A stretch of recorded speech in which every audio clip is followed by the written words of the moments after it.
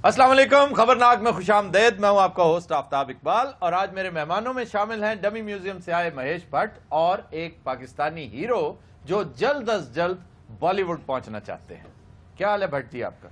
मैं आफ्ताब भाई आपका शुक्रिया अदा करता हूं। मैं टैलेंट की खातिर जैसे एक शिकारी बटेरे मारने के लिए उकाड़े वाली साइड पे जाता है, अपने साथ तकरीबन 50-50 बंदे लेके जाता है। बटेरे मारने के लिए? बटेरे ही मारने के लिए और पित मारने के लिए नहीं लेके जाता। आप आए यहाँ पे टैलेंट ढूंढने के लिए, तो मैं हूं ना इधर। आप जैसा किरदार कहें, आप कहें हीरो, विलन, ट्रेजेडी, परफॉर्म, अल्लाह माफ करे, हमारे इधर टैलेंट की कमी नहीं है। जी जी, वाकई बहुत टैलेंटेड है। टार्जन भी बन जाता है तो खुसरा भी। यार मुझे डिस्कस करने दो। आप चाहते नहीं कि आपके पाकिस्तान का आर्टिस्ट आगे जाए? तो फिल्म बाद ले लें को पूरी बाजुओं की शर्ट ला ला पहले। ये स्टाइल है, ये देखो 6 पैक्स, ये 600 पैक्स। किस तरफ से 6 पैक? आपने सुना माँ बाप का बड़ा पैसा गारत किया है, फिल्में प्रोड्यूस करवाई, अपने आप को हीरो बनवाने में। क्या सूझी आपको? आपको पता है फनकार की दो ही बातें, या तो वो फनकार होता है या नहीं होता। तुम्हें देख के लग रहा है कि नहीं होता। मेरे कहने तेरी का आवाज को क्या हुआ है? ये तो अब आवाज बना के बोल रहा है ना, इसकी असली आवाज बड़ी मजेदार है। अस्सलामुअलैकुम, क्या हाल जी? इतनी ठीक। यकीन करो सर, मैंने हीरो बनने का इन्ना शौक है, मैं तुहानू की दसा। काफी डायरेक्टर ने कोशिश की थी, मैंने थोड़ी थोड़ी देर हीरो बनाया उन्होंने। ये तो बातें होती रहेंगी। आप बताएं मेरे साथ पैर में कौन होगा? शफकत चीमा। मुझे इसकी आवाज में जो घनगरज है वो सुनाई दे रही है, जो घनगरज अमिताभ बच्चन की आवाज में थी या धर्म जी की आवाज में थी या दिलीप कुमार जी की आवाज में थी जब वो खुसरे बनते थे। क्या क्या कर लेते हो? ये मेकअप कर लेंदा जी, इस्त्री कर लेंदा, महीने चिकन दी यारी मिस्त्री भी कर लेंदा। सर बस आप एक मर्तबा मेरे यहाँ हाथ रख दें। ये तानू बखा के मंगना चाहता है। छोड़े इन बातों को, बताएं कब फिल्म साइन करवानी है मुझसे आपने? मैं क्या पता नहीं कहना, सर छोड़े इन बातों का, आप मुझे ये बताएं आपके पास 50 रुपए है। यहां जो अदाकारी की है, क्या गुल खिलाए तुमने, क्या काम किया? देखिए सर, जब तक काम करवाने वाला डायरेक्टर ना मिले तो इंसान कभी भी अच्छा आर्टिस्ट नहीं बन सकता। जैसे ये उस्ताद लोग मिल जाएं तो फिर देखिएगा काम दिन दुगनी रात चुगनी तरक्की। प्लीज आप मुझे ले जाएं ना हिंदुस्तान, खुदा के लिए कुछ करें। मैं तुम्हारी बात कर सर तो खुदा आधा वास्ता है। मैं जब सर मैं ना करना कसमें, मैं के बहुत धक्के खाते बेटा मैं स्टूडियो फिर के फावा हो गया। तो मेरा की हाल हो गया है, देखो मैं बड़े पावे भी भेजदा रहा जी स्टूडियो से। सर मुझसे कुछ डायलॉग बुलवा के देख लें सर। मुझे बहुत सारे डायलॉग आते हैं, प्लीज सर आपकी मेहरबानी, इनकार ना कीजिए सर। चलो कोई डायलॉग बोल के सुनाओ सर, प्लीज सर मुझे अपनी फिल्म में रख लीजिए, खुदा के लिए मुझे इनकार ना करना। है कौन है? शाहरुख खान बनी अपने लो। शाहरुख है तो पानी च पे रहे। ये एक मजदूर का हाथ है कातिया। तेरा किथे है? ये अखीर महेश भट्ट ने ना ये तेरे कान फड़ा दे। तारीख ते तारीख, तारीख ते तारीख, अज मेरा फैसला कर दो जज साहब, मेरे बचपन दे दिन लुटा दो। तुहानू खुदा दा वास्ता जे जज साहब, जज साहब, जज साहब, आफ्ताब भाई, जज साहब मेरी जवानी रुड़ गई।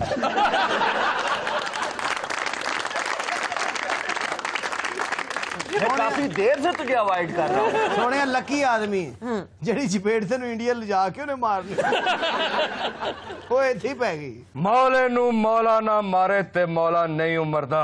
नाले भी कर। प्लीज सर कुछ करें। अच्छा सर, कुछ सीरियस बात करें, खामोश रहो। देखिए मैं फिल्म बनाना चाहता हूँ किसी बड़े मिशन पर। मैं चाहता हूँ एक कैमरा लेके मैं समंदर के अंदर चला जाऊं और वहां पर अनवाओ अकसाम की मछलियों के शॉट बनाऊं। और देखो ना मच्छी का शॉट भी थले बनाने ने, ऐसे ऑब्सीन आदमी ने। सर अपनी फिल्म में मुझे कोई मच्छी का रोल करवा दे। डाका भट्ट साहब, मैं फिल्म जा सकता जी? तुम फिल्म में आ तो सकते हो मगर समा नहीं सकते। इतनी बड़ी फिल्म कोई रूए जमीन पर आई नहीं। नहीं, आईमैक्स थिएटर में तो आ सकता है। आईमैक्स की इतनी जुर्रत? ਇਹਨੂੰ ਫਿਲਮ ਚ ਲਿਆ ਕੇ ਕਿਉਂ ਆਈਮੈਕਸ ਪਾਰਟ ਨਹੀਂ मेरी भैन दा दुपट्टा वापस कर दे जगीरदारा। ਇਹ ਤੇਰਾ मुंह बगाड़ता। ਇਹ ਡਾयलॉग नहीं, ये तेरा पर्सनल प्रॉब्लम है। हाँ तो अब तुम्हें चांस दिया जा सकता है। बहन की क्या बात कर रहे थे तुम? सर वो डायलॉग मैं इस आर्टिस्ट से बिल्कुल भी मुतासिर ना जेज मंगो चौधरी जी, ना जेज मंगो, मेरी भैन जवान है। वाकई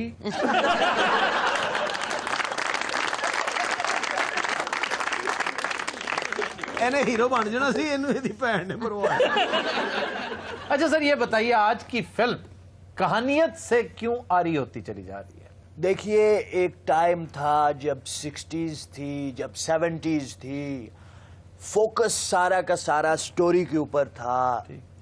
हीरोइंस और हीरो साडे पिंड च आई गया जगीरदारा, ते अपने पैरों ते टुर के नहीं जाएगा। तेनू शायद पता नहीं कि मैं 7 भैणां दा कल्ला ही वीर हां। ਤੇ ਹਰ ਤੀਜੇ ਦਿਨ ਦੁਬਈੋਂ ਫੜਿਆ ਜਾਣਾ। इसके हर डायलॉग में बहन की एंट्री जरूर होती है। तो मैं बात कर रहा था 60s की मूवीज की, 70s की मूवीज की। पब्लिक उस वक्त स्टोरी देखना चाहती थी। कहां से लाई हो ये झुमके? ओ लो किसने दिए तुम्हें ये झुमके? ਉਹ ਮੈਂ ਗਲਤੀ ਨਾ ਦੇ ਬੈਠਾ, ਕੁਛ ਨਾ ਕਹੀ ਇਹਨੂੰ। यार बात कर लेने दो, हम महेश भट्ट की बात सुनने बैठे, तुम्हारी नहीं। एक मिनट है ना, इसकी हमशीरा की एंट्री हो जाए, उसके बाद फिर आप मेरी बात लें। इस पिंड च आण तो पहले तू ये क्यों नहीं सोचिया कि इत्थे एक शी जवान भी रहिंदा है मोतियां वालिया? एक शी जवान भी रहंदे आ मत्तियां वाले शी जवान। शी जवान। वो शी कह रहा है, शी का मतलब है शेर। SHE she. ऐसे काम नहीं बनते। एक्टिंग, हमारे यहाँ एक्टिंग पढ़ाई जाती है, एक्टर बाय बर्थ होता है। सर बात सुनिए, अगर आप वाकई इंस्पायर नहीं हुए तो फिर मेरी आखिरी बात सुन लीजिए। क्या? प्लीज मैनू काम दे दियो। तुम खुदा दा वास्ता प्लीज ना ना करना उनसे मेरी अपनी ये हाथ छोड़ो, मेरा हाथ छोड़, हाथ छोड़। तो दिनों रात हम लेते हैं एक ब्रेक, हमारे साथ रहिएगा।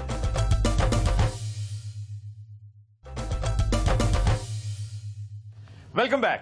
खुदिनोज रात ब्रेक में हमें ज्वाइन किया है हमारे मोहतरम और प्यारे दोस्त MQM के इंतहाई अहम रहनुमाओं में से एक डॉक्टर फारूक सत्तार साहब ने। डॉक्टर साहब, मैं आपको खुशामदेद कहता हूं, खुसूसी तौर पे शुक्रिया अदा करता हूं, आप कराची से हमारे प्रोग्राम में शिरकत के लिए आए हैं। डॉक्टर साहब, MQM के बारे में एक आम तासुर ये है कि MQM प्रोडक्ट है एस्टेब्लिशमेंट का।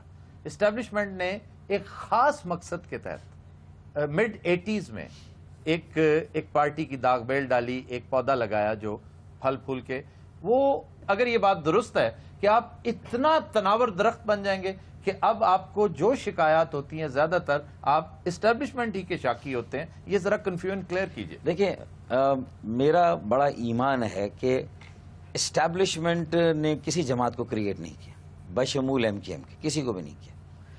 इस तरह तो जुल्फ़िकार अली भुट्टो शहीद पाकिस्तान पीपल्स पार्टी के जो चेयरमैन और बानी थे, वो अयूब खान की कैबिनेट में वजीर खारजा रहे हैं।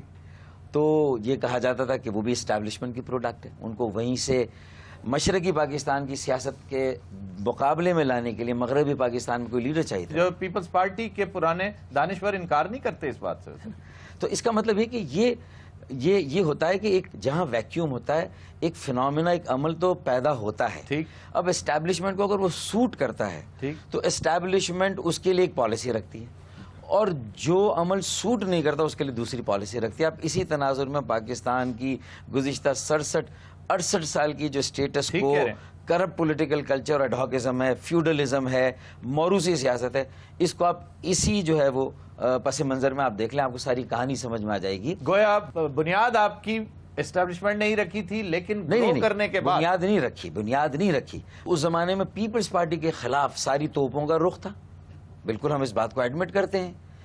पीपल्स पार्टी का कोई कारकुन नजर आ जाता था, वॉल पे चॉकिंग होती थी, वो जियाउल हक का जमाना था। जी जी। तो जाहिर है कि हमें उस सीजन का जो पीपल्स पार्टी के खिलाफ जो सारी रियासत की ताकत यूज हो रही थी, उसका एडवांटेज मिला और विंडफॉल एडवांटेज आपको मिली, लेकिन एडवांटेज मिला। लेकिन ख्वातीनो हज़रात, ये बात भी सोचने की है, एक दावत फिक्र है सोचने वालों के लिए कि एस्टेब्लिशमेंट ने जिस जिस पार्टी को सपोर्ट किया, ये एक अजीब मिजाज है कि उसी के फिर खिलाफ चली एस्टेब्लिशमेंट। फातिमा जिन्ना के इलेक्शन से आप शुरू कर लें सिलसिला।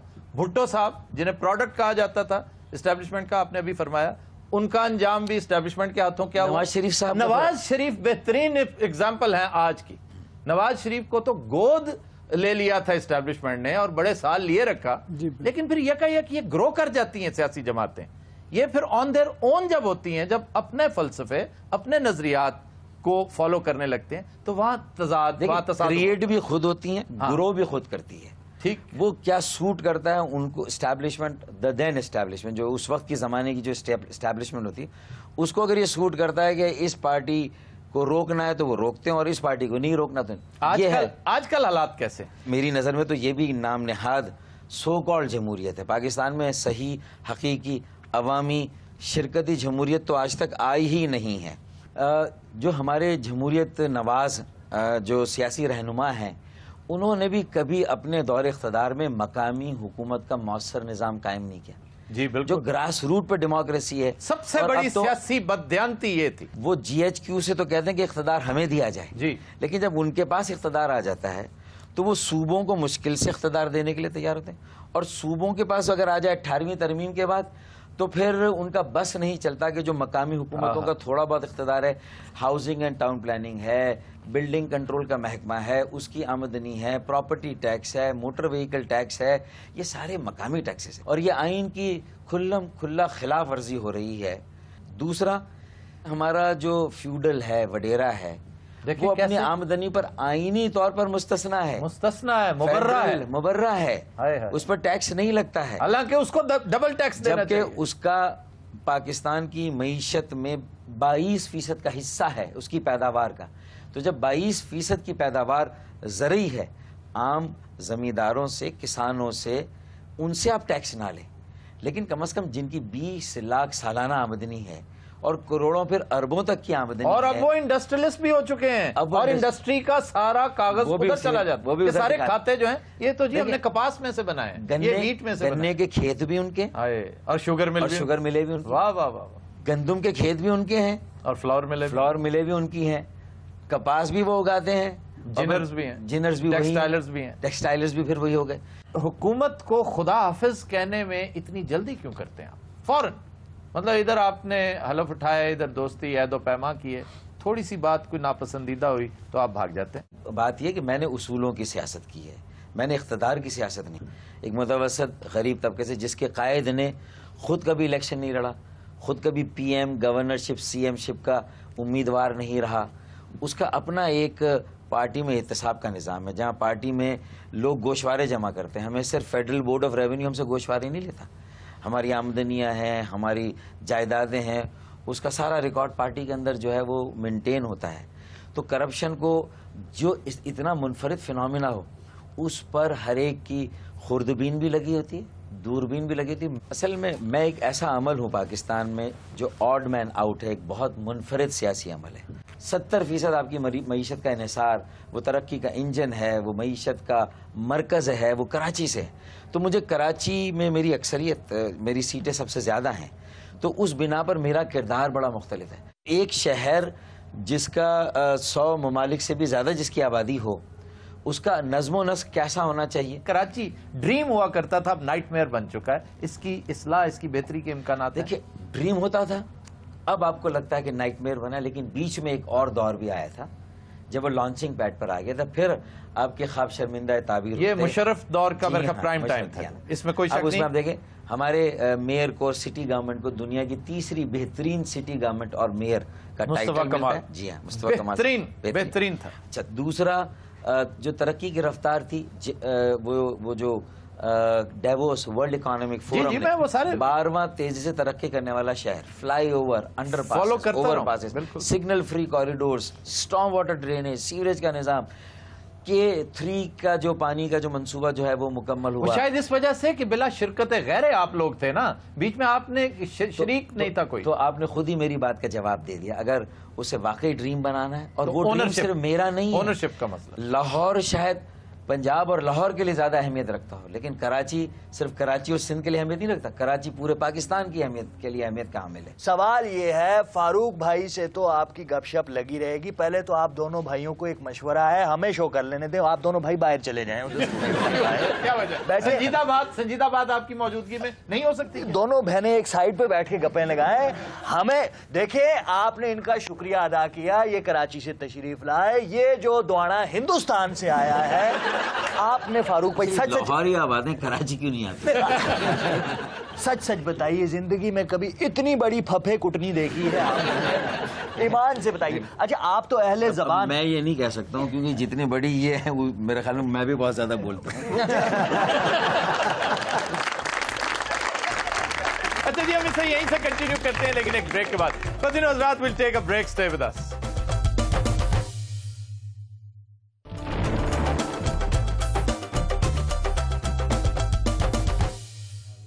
Welcome back. अच्छा जी, एक रिवायत हमारी गैर संजीदा सी ये भी है कि जो भी मोअज़्ज़ज़ मेहमान आता है नसीर भाई को चैलेंज करता है, तो हमारी ख्वाहिश ये कि आज आप नसीर भाई को शिकस्त फाश दे के जाइए, इससे पहले कि वो बुझ जाएं। जी जनाब। ये दिल तुम बिन कहीं लगता नहीं, हम क्या करें, तुम ही कह दो ए जाने वफा, हम क्या करें।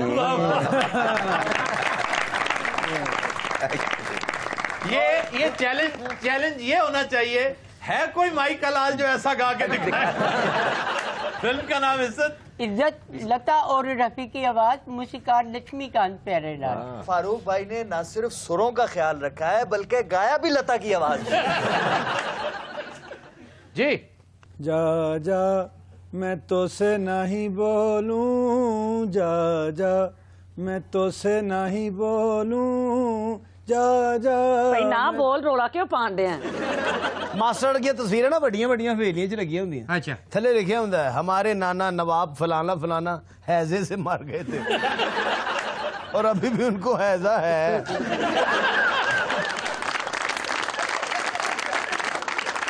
तो दिनों रात जो गाना हम आज पेश करने जा रहे हैं वो हमने लिया है फिल्म घराना से। घराना का शुमार उन चंद अजीम तरीन फिल्मों में होता है जिनमें मोहम्मद अली, शाहिद, मसूद अख्तर फन की बुलंदियों पर नजर आते हैं। और ये गाना कंपोज किया एम अशरफ ने, जिसे गाकर नैरा नूर ने शोहरत दवाम हासिल की। आज पेश करने जा रही हैं ट्रिब्यूट के तौर पे मुगीरा। जी जनाब।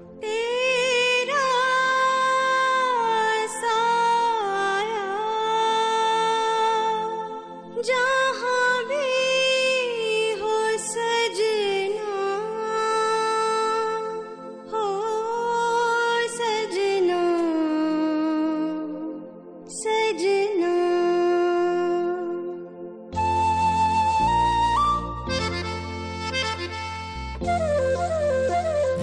तेरा साया जहाँ भी हो सजना, पलकें बिछा दूँ सारी